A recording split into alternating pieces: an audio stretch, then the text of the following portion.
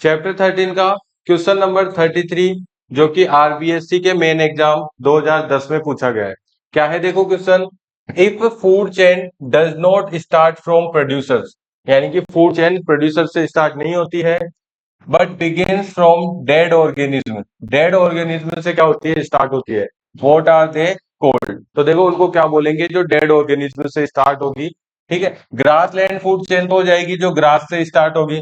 ठीक है, प्रोड्यूसर आ जाएंगे इसमें। तो पॉन्ड में भी क्या हो जाएंगे भाई, जो तालाब से स्टार्ट होगी वो क्या हो जाएगी, फूड चेन नहीं होगी ये वाली। ओशियन फूड चेन यानी समुद्र से। तो तीनों में ही क्या आते हैं, कहीं ना कहीं प्रोड्यूसर से स्टार्ट होती है। लेकिन जो डेड ऑर्गेनिज्म से स्टार्ट होती है वो फूड चेन कौन सी होती है बताओ? डेट्राइट्स फूड चेन होती है। तो इसका ऑप्शन नंबर सी जो है वो हमारा क्या हो जाएगा, राइट आंसर हो जाएगा इसका।